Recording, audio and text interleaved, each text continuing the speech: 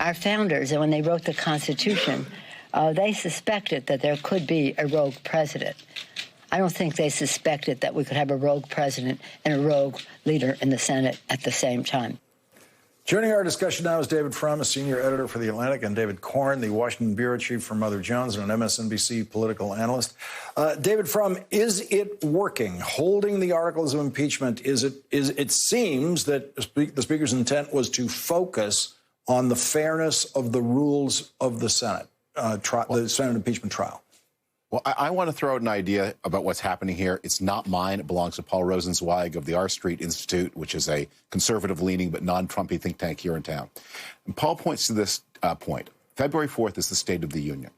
If President Trump, if there's been a trial and there's been a sham hearing and the Senate has slapped together an acquittal, imagine the tone of President Trump on the 4th of February. Triumphal, obnoxious, overbearing, I win, you lose.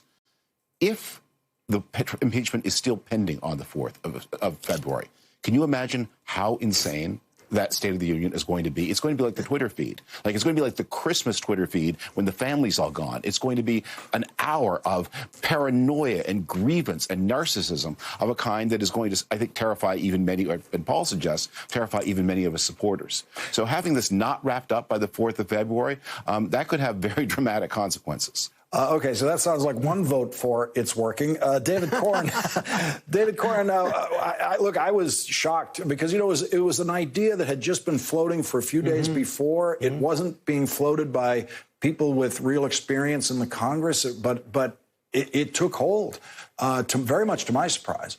And from where I'm sitting, it seems to be working. The focus seems to be on the question of fairness in the Senate trial.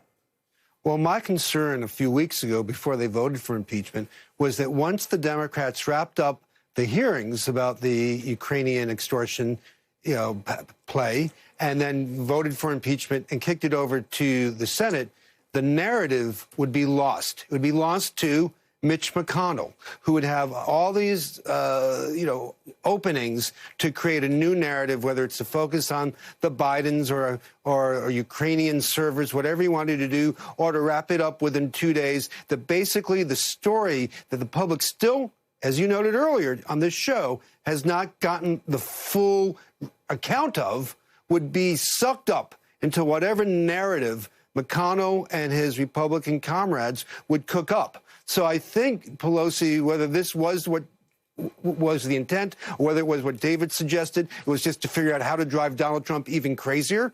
In any event, it's preventing that from happening, at least at this point. David, piece you wrote, you talked about Donald Trump, his gangster mode, and this holding of the articles seems to have actually brought out even more of that in a kind of wilder range of Trump tweeting. Well, this is something that got lost over Christmas when many people who have families and love them were not on Twitter, but the president was.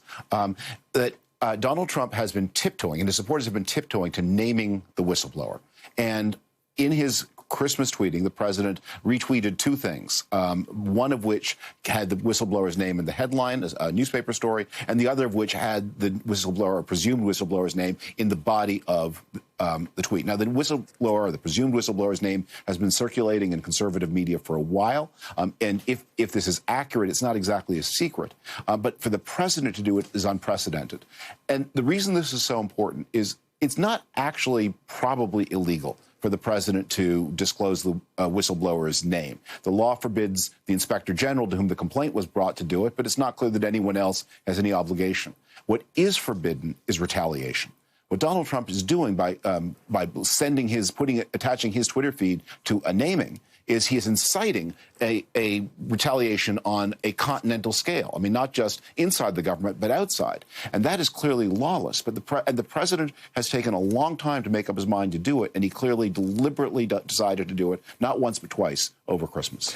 We have proven once again that the only thing better than one David is two Davids, and they're going to stay with us. And when we come back, we're going to discuss Mitt Romney's local Utah newspaper wanting him to demand witnesses in the Senate impeachment trial. That's next.